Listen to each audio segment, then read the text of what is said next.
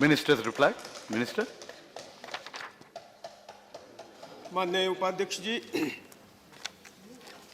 सबसे पहले मैं माननीय सभी सदस्यों का तहे दिल से आभार व्यक्त करता हूं। आपने जो समर्थन दिया और इस भारतीय चिकित्सा पद्धति राष्ट्रीय आयोग 2019 और होम्योपैथी राष्ट्रीय आयोग 2019 आपके सपोर्ट जो मिला है, मुझे लगता है कि आगे काम करने में हमारे हौसले और बढ़ जाएंगे। जो मेंबर यहाँ बोले, उन्होंने कई सजेशन दिए और ज़्यादा से ज़्यादा लोगों ने इस बिल को समर्थन दिया है। महोदय, आयुष मंत्रालय की 2 काउंसिल थी, central council for Indian medicine and central council for homeopathy. Central council of Indian medicine 1970 में उस अधिनियम बना था और होम्योपैथी काउंसिल था वो तो 1973 में बना हुआ था। इस समग्र चिकित्सा, इन दोनों चिकित्सा पद्धति का समग्र विकास, उनकी शिक्षा संबंधित जो काम था, ये दोनों काउंसिल देख रहे थे। महोदय, भारतीय चिकित्सा केंद्रीय परिषद संबंधी जो उक्त अधिनियम में समयानुसार परिवर्तन करना चाहिए था, परिवर्तन होना चाहिए था। इस कारण तंत्र में ऐसे अवरोध पैदा हो गए जिसमें चिकित्सा शिक्षा पर गंभीर रूप से प्रतिकूल प्रभाव पड़ा और गुणवत्ता युक्त स्वास्थ्य सेवाएं प्रदान करने में अनेक व्यवधान पैदा हो गए। इस 50 साल के बाद जब माननीय नरेंद्र भाई मोदी जी ने कार्यभार संभाला, तभी ये एक छोटा सा division Ayush health and family welfare मंत्रालय में था, उसको एक अलग मंत्रालय बना दिया और इसके काम में निश्चित तौर से गति आ गई। भारतीय चिकित्सा पद्धति केंद्रीय परिषद की कार्यप्रणाली को सुचारू बनाने, चिकित्सा संस्थाओं को अनुमति देने, तंत्र में पारदर्शिता लाने के लिए और भारतीय चिकित्सा पद्धतियों में चिकित्सा शिक्षा के मानकों में सुधार करने के लिए केंद्र सरकार भारतीय चिकित्सा केंद्रीय परिषद विधेयक 2005 और राज्यसभा में लाया था, लेकिन किसी न किसी कारण वो आगे बढ़ नहीं पाया और जैसा हमने 2019 में ये बिल, कमीशन का बिल लाया दोनों पैथी का, तभी वो हमने विड्रॉ कर दिया है। इससे अतिरिक्त केंद्र सरकार ने वर्ष 2016 में भारतीय चिकित्सा केंद्रीय परिषद अधिनियम की समीक्षा करने के लिए नीति आयोग के उपाध्यक्ष, इनके अध्यक्षता में एक समिति का गठन किया था। उक्त समिति ने भारतीय चिकित्सा पद्धति राष्ट्रीय आयोग विधेयक को 2018 को स्वास्थ्य और परिवार कल्याण मंत्रालय द्वारा लोकसभा में पेश किए गए राष्ट्रीय चिकित्सा आयोग 2018 की ही तर्ज पर अधिनियमित करने की सिफारिश भी की है और इनके सिफारिश के बाद ही भारतीय चिकित्सा पद्धति राष्ट्रीय आयोग विधेयक 2019 राज्यसभा में 7 जनवरी 2019 में पेश किया गया था। इसके बाद में ये दोनों विधेयक स्टैंडिंग कमेटी में पेश किए गए और स्टैंडिंग कमेटी का जो कुछ सजेशन थे, मैक्सिमम ज़्यादा से ज़्यादा सभी माननीय सदस्यों ने उसके बारे में पूछा है कि हमने ज़्यादा से ज़्यादा वो इसमें एकोमोडेट किए हैं और ये हमने आपके सामने लाए हुए हैं। भारतीय चिकित्सा पद्धति की शिक्षा, चिकित्सा व्यवसाय और चिकित्सा संस्थाओं से संबंधित सभी पहलुओं के विकास और विनिमय के लिए भारतीय चिकित्सा पद्धति राष्ट्रीय आयोग का गठन और आयोग को सलाह देने के लिए सिफारिशों करने के लिए एक सलाहकार परिषद का भी गठन किया, उसमें किया हुआ है। निम्नलिखित नामों से 4 स्वायत्त बोर्ड का गठन, अर्थात स्नातकपूर्व और स्नातकोत्तर स्तरों पर आयुर्वेदा शिक्षा को विनियमित करने और उसके मानकों का निर्धारण करने के लिए आयुर्वेदा बोर्ड बनाया हुआ है। स्नातकपूर्व और स्नातकोत्तर स्तर पर यूनानी, सिद्धा और सोवा शिक्षा को विनियमित करने और उनके मानकों को निर्धारित करने के लिए यूनानी, सिद्धा और सोवा बोर्ड बनने की सिफारिश है। चिकित्सा संस्थाओं का निरीक्षण करने और उनका निर्धारण व मूल्यांकन करने के लिए भारतीय चिकित्सा पद्धति हेतु चिकित्सा निर्धारण एवं मूल्यांकन बोर्ड तथा भारतीय चिकित्सा पद्धति के चिकित्सा अभ्यासियों एवं व्यवसायियों के बीच व्यावसायिक आचरण को नियमित करने तथा चिकित्सा आचार विचारों को बढ़ावा देने और भारतीय चिकित्सा पद्धति के सभी लाइसेंस शुदा चिकित्सकों का एक राष्ट्रीय रजिस्टर बनाने के लिए भारतीय चिकित्सा पद्धति आचार और पंजीकरण बोर्ड भी बनाया है। स्नातक पूर्व चिकित्सा शिक्षा में प्रवेश के लिए एक समान राष्ट्रीय पात्रता सह प्रवेश परीक्षा का भी आयोजन इसमें है। भारतीय चिकित्सा पद्धति के चिकित्सा अभ्यासी के रूप में करने के लिए लाइसेंस देने हेतु एक राष्ट्रीय एग्जिट टेस्ट का भी आयोजन किया हुआ है। महोदय, इसके आगे भारतीय चिकित्सा पद्धति के शिक्षक के रूप में नियुक्ति देने के लिए भी राष्ट्रीय शिक्षा पात्रता परीक्षा का आयोजन है।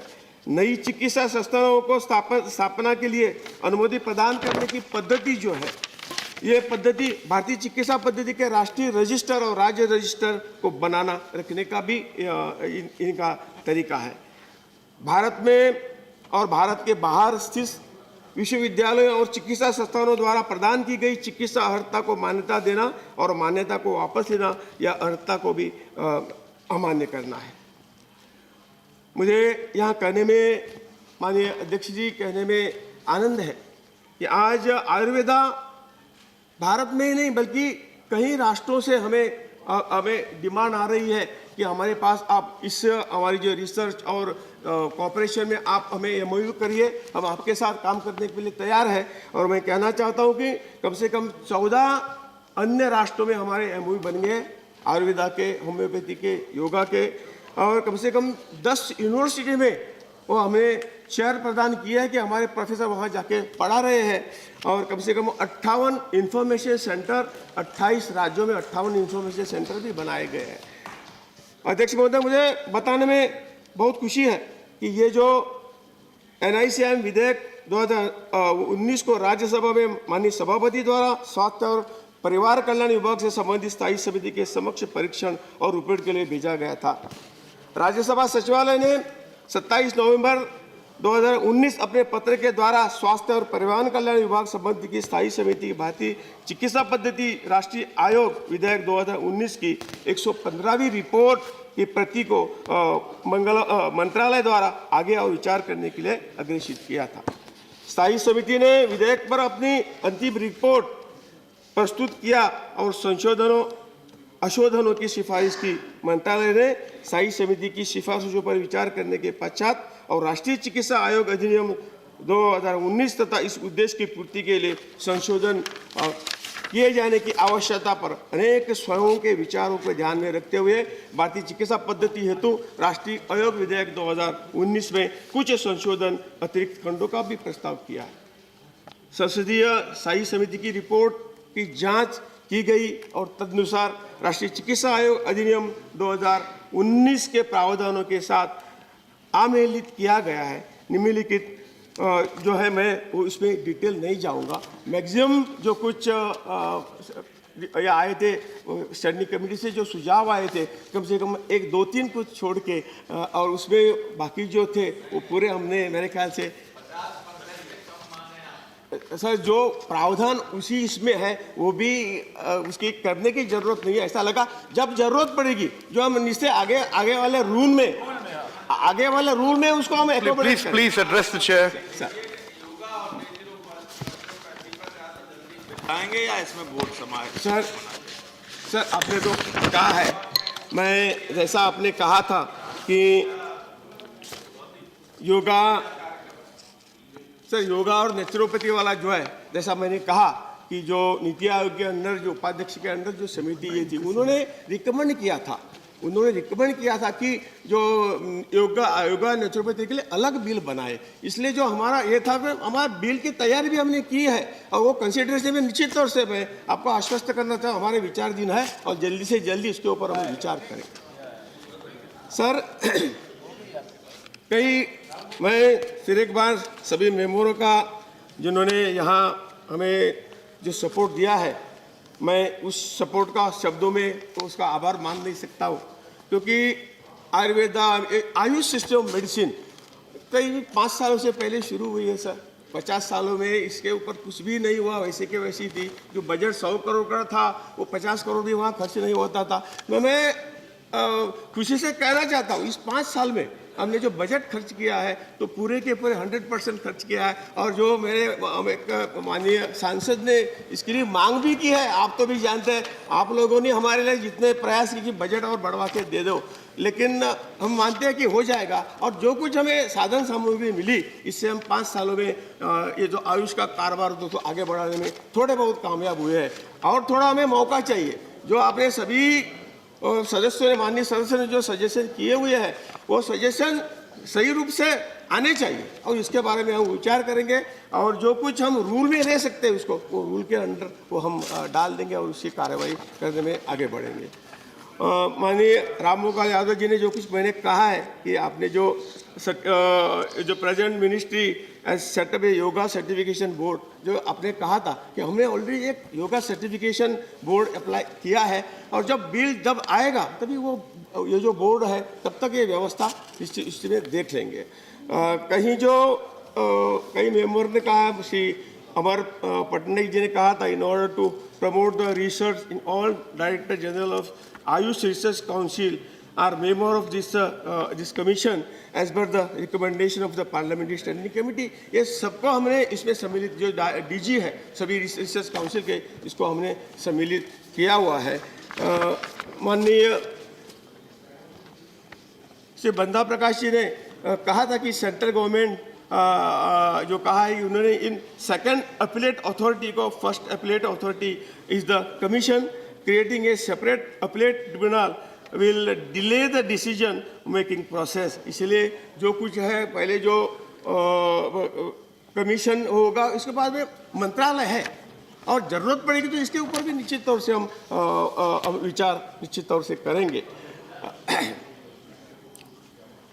मिस्टर के शोभा प्रसाद जी ने इसके बारे में जो बोला है कि the provision allow the chairman and member of the commission to accept the employment in any private medical institution within 2 years from the demitting the office of the commission, the central government shall take due procedure and ensure that there is no conflict of the interest।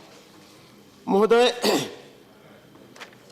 कहीं हमारे जो member है उन्होंने अच्छे सुझाव हमें दिए थे। महोदय विनय सहस्त्रबुद्धे जो हमारे यहाँ मेंबर है, उन्होंने आयुर्वेदा की महती जिस तरह से हमें कही है, मुझे लगता है कि विनय सहस्त्रबुद्धे जैसे लोगों का गाइडेंस हमें चाहिए। माननीय प्रोफेसर रामगोपाल यादव जी का जो मार्गदर्शन हमें हर रोज मिलता है, तो इन्हीं के सजेशन के आधार पर जो हम इस आयुष मिनिस्ट्री को आगे बढ़ाने हम कामयाब निश्चित तौर से हो गए। माननीय मानस रंजन मुनिया जी ने कहा था कि सबसे पहले जो हम चाहते हैं कि कौन से भी पैथी हो, सभी पैथी में अपने अपनी एक अलग ताकत है। और कई सदस्यों ने कहा है कि वो इंटीग्रेशन ऑफ इस मेडिसिन का इंटीग्रेशन होना चाहिए। ये काम आयुष ने ऑलरेडी शुरू किया हुआ है। कहीं जो बड़े हॉस्पिटल है, एम्स होंगे या दूसरे जो प्राइवेट हॉस्पिटल में, यहाँ इंटीग्रेशन का ऑलरेडी शुरू हुआ है। आखिर इस मेडिसिन सभी का हमारा प्रयास किसके लिए है? तो पेशेंट है तो जल्दी ठीक होना चाहिए। इसीलिए ये प्रयोग सभी जगह अभी थोड़े थोड़े इसमें चालू हुआ है। हमारे जो आयुष नाम की स्कीम है उसमें भी हमारे प्राइमरी हेल्थ सेंटर में भी सभी तरह के डॉक्टर बैठते हैं, जिसको जो पैथी चाहिए, जो मेडिसिन चाहिए वो लेके हो जाता है। और इंटीग्रेशन का जमाना अभी शुरू हुआ है और ये इंटीग्रेशन का ये जो है अभी निश्चित रूप से आगे बढ़ेगा।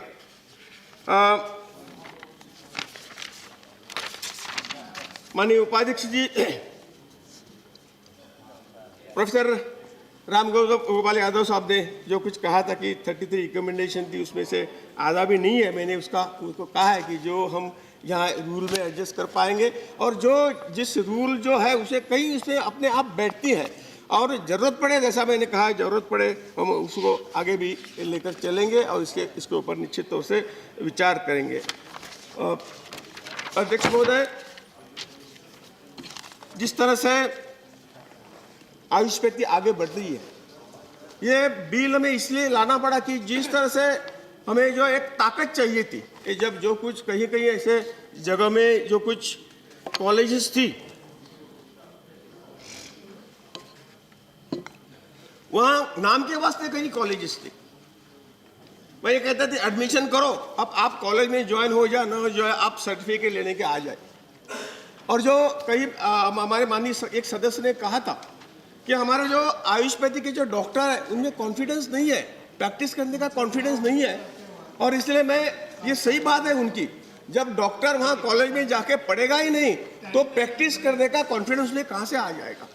और इसलिए ये स्ट्रिक्ट जो रूल्स है उसकी बहुत आज जरूरत थी।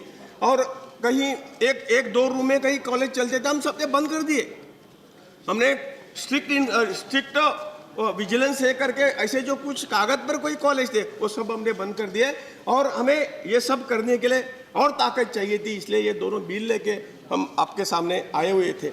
और ऐसे जो कुछ नए रूल नए कानून जिस तरह से आएंगे और कानून के ओर से इसके ऊपर हम अमल कर पाएंगे, और इसलिए आज हम आप सबके सामने ये सब रूल लेके आए हुए हैं। और एक जो विषय सभी माननीय सदस्य ने लेकिन बोला है यहाँ कि योगा नेचुरोपैथी वाला, तो वही है, वही जो हमने एश्योर किया हुआ है कि हम जो नया बिल जैसे नीति आयोग ने कहा था उसी के मुताबिक एक नया बिल लाने का विचार हम जल्दी से जल्दी करेंगे और ये बिल भी लाएंगे। मुझे हमारे ख्याल से और कुछ हमारे मेंबर ने बहुत कुछ कहा हुआ था, सभी सजेशन थे, इस सजेशन का हम निश्चित तौर से हम विचार करेंगे, और विचार करके आयुष मंत्रालय और किसी बड़ी ताकत से और आगे जाने के लिए जो आज इस बिल में जो प्रावधान किया हुआ है ये हमें ताकत निश्चित तौर से मिलेगी। और मैं कहना चाहता हूं कि जो कुछ सजेशन दिए हुए हैं वो सजेशन उसका निश्चित तौर से हम विचार करेंगे, और इसी तरह का सहयोग जैसा मैंने कहा कि आज हर जगह आज हमारे आयुष मिशन के जरिए जो कुछ हम कार्यक्रम चलाते हैं नाम के जरिए, तो अभी सभी प्राइमरी हेल्थ सेंटर में हम अपना योगदान दे रहे हैं। नाम के अंडर हमने जो एक 50 बेड हॉस्पिटल की स्कीम की है, उसकी स्कीम के तहत आज एक 100 से ज़्यादा हॉस्पिटल अब बन रहे हैं, हर डिस्ट्रिक्ट में एक हॉस्पिटल, इसी तरह से हम बढ़ रहे हैं। आप जानते हैं कि दिल्ली में दिल्ली के नज़दीकी, मुझे नाम नहीं आ जाता, बदलपुर या ऐसा जो गांव है, वहाँ all India institute of Ayurveda हमने शुरू किया है। मैं माननीय सभी सदस्यों को कहना चाहता हूँ आप एक बार जाके वहाँ देखिए, तो 2017 में वो शुरू किया था। आज के दिन में कम से कम 2000 से भी ज़्यादा पेशेंट ओपीडी में वहाँ आ रहे हैं। तो 100 बेड का हॉस्पिटल है तो बदरपुर में सर, तो 100 बेड का हॉस्पिटल तो हर रोज 8-8 दिन के फुल रहता है, कहीं पेशेंट को वहाँ जगह नहीं मिलती है। इस तरह के लोगों का रुझान जो है तो आयुर्वेदा के प्रति आयुष के प्रति बढ़ रहा है, और जितनी हमारे जो इंस्टीट्यूशन बढ़ते हैं हमारा काम बढ़ता है, इसी के तरह इसको कंट्रोल करने के ये ताकत भी हमें चाहिए, और वो ताकत आज इस बिल के कमीशन के रूप में हम हमारे आपके सामने आए हुए हैं। मैं सभी माननीय सदस्यों को आग्रह करता हूँ कि आपका सहयोग आगे भी लगेगा, और मैं आपको सभी को निवेदन करता हूं कि ये जो बिल है वो बिल पारित करके हमें और काम और ज़्यादा अच्छा काम करने की सहूलत दे। इन्हीं शब्दों के साथ मैं ज़्यादा न बोलते हुए आप सबका धन्यवाद देता हूं। बहुत बहुत धन्यवाद। I shall put the motion regarding consideration of the National Commission